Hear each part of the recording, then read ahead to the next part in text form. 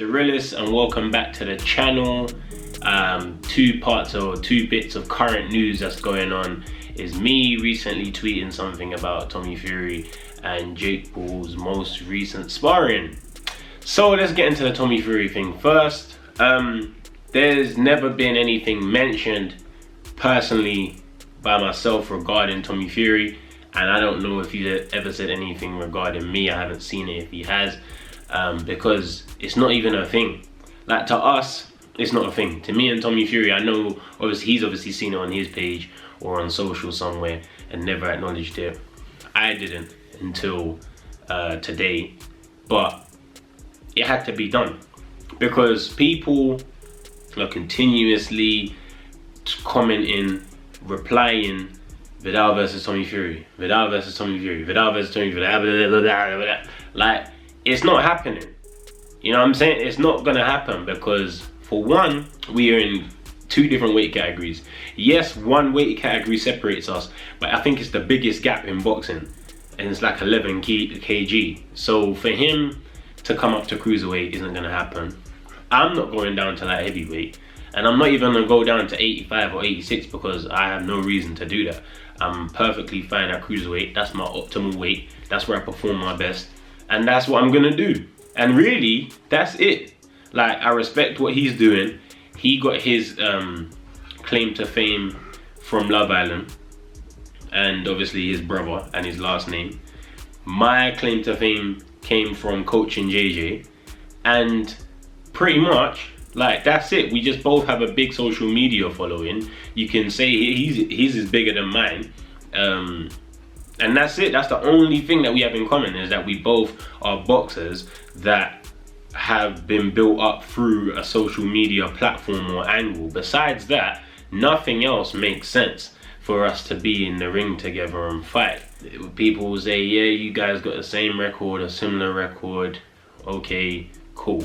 But what people dismiss is the extensive amateur background that I have, which cannot be disregarded because it's still the skills that I apply today. Also, the quality of opponent that I've had is better than Tommy Fury's quality of opponent. 3-0 is 3-0. Everyone's gonna take their own path at the end of the day, but the point I'm trying to make is that we are not on the same path. We are not going on the same journey here. We haven't started on the same journey, and we're not on the same journey currently. A very big difference between me and him. I wish him the best, and he does what he's doing, because it really has no bearing on my life until I get spammed with you lot commenting me versus him. I get it would be exciting. I get that it would have a lot of interest and a lot of numbers and views and hype and all that stuff, but kind of done all of that with JJ already, all the hype and the views and stuff for now. Like, I really want to just get down to the meaty bits, the bits that are not so glamorous to the eye, but later on in my career, you guys will realize that those add up and lead to the glorious moments, and when we do have those feuds again. But for now, it's not that. So just let the realist live, let Tommy Fury live, and that's it. Alright, so I've addressed that, and I ain't gonna bring it up again regardless of what you men say. This is the only time I'm doing it. Next topic, Jake Paul. So I saw a clip on Breadbat, shout out to Now and that, of him sparring. Clearly nothing to take seriously. He was saying he's drunk. I don't know if he's drunk. The man can act. He come from Disney, so I don't know if he's drunk or not. That's not really, I'm not really gonna try and investigate that and be Columbo on that situation either. But he's sparring a guy that turned up at his door that can't fight. Jake's obviously not gonna fight how he can to his full potential because he's drunk, and the fact that he knows who's in front of him, it's not gonna be anything serious. It's a little bit, I don't know, the guy signed up for it. The guy did turn up at the door for it, so I guess you get beat up if you turn up. But I don't know, watching it, it was just a bit distasteful. If I'm being honest, it was a bit distasteful because it's like, there's one thing knowing that you got a guy in front of you that you can beat up, and there's a way of going about it. There's a way of going about it, in my opinion.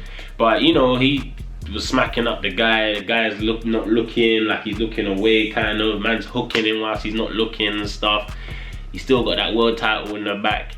I don't know, it's a bit mad from my perspective. Like, I wasn't looking at it really like his boxing ability first and foremost. The first thing that popped into my mind was, this is bullying. Like, this is not a sport anymore. You're not using the sport for what the sport is for. It's supposed to be a sweet science. It's violent, yeah, I get it, but it's a science. You know what I mean? It's a game. Just like, I know if people say boxing is not a game, I already told you my standpoint on that. It's a game. It's something that you shouldn't abuse. You shouldn't just take the opportunity to just smack up man in your garden because you can. There's ways to do things. But we're gonna get into the clip anyway, and I'm just gonna watch it live and kind of react to it just to see what man is saying. But I don't know, it was a little bit distasteful, I can't lie. So you see the guys against the southpaw. Just quick pause, bit off topic but is on topic. He's wearing the same gloves that he wore against Gibb. And I have to give people credit. This is what people don't understand. The realist always gives people credit when it's deserved. The outfit was paying. The color was good, the branding was good, and yeah, fair enough innit. The attire was on point. Let me bring it back to the beginning of the clip so I can talk about the actual boxing. Cool. So the guy southpaw, bell goes. Jake lands a good right hand, 2 good right hands. Body, head. See, now that is what I'm talking about. Just pause it there. That's the bit that I find distasteful, is the guy is defenseless.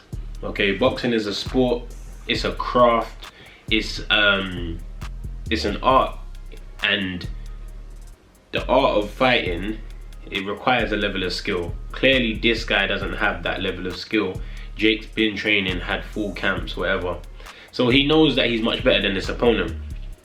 When someone less experienced than you, and this goes for me as a fighter now, even people that are pro or amateur or have had more experience than Jake, if I know I'm better than them by a big landslide and they start to show vulnerability, like turning away or making themselves defenseless, especially in a sparring session, you ask, yo, you alright, you good? Let's continue. I get this guy signed a consent form and all that, but maybe this is just more from a personal moral standpoint.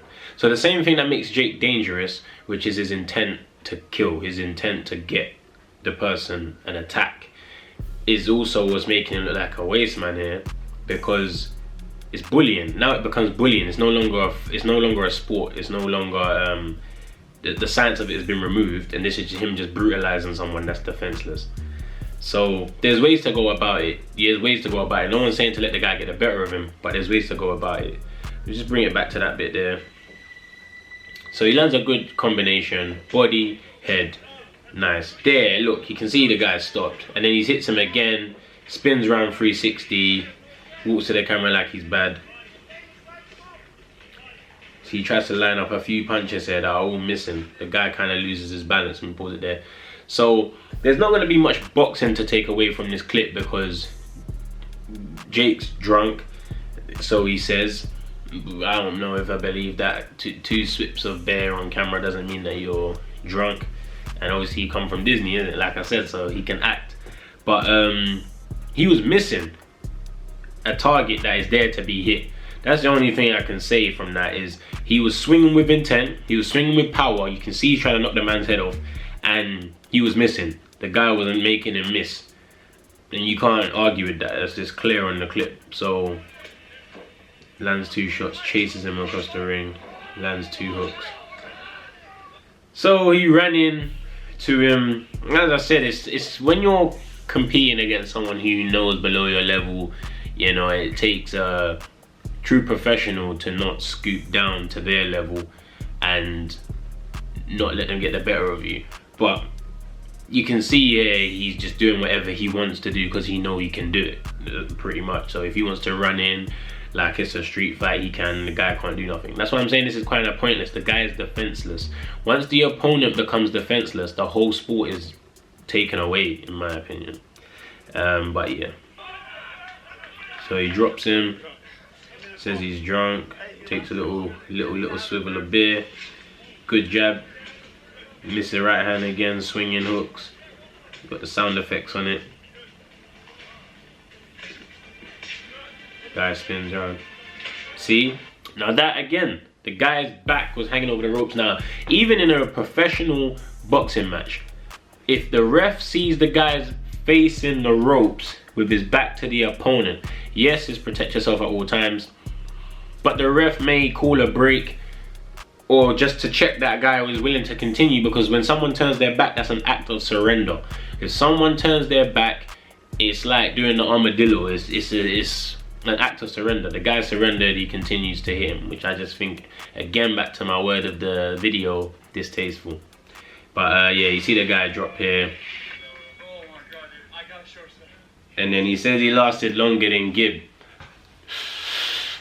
Obviously a little burn, it's a burn in the chest, but when someone wins, you can't tell them how to celebrate their victory.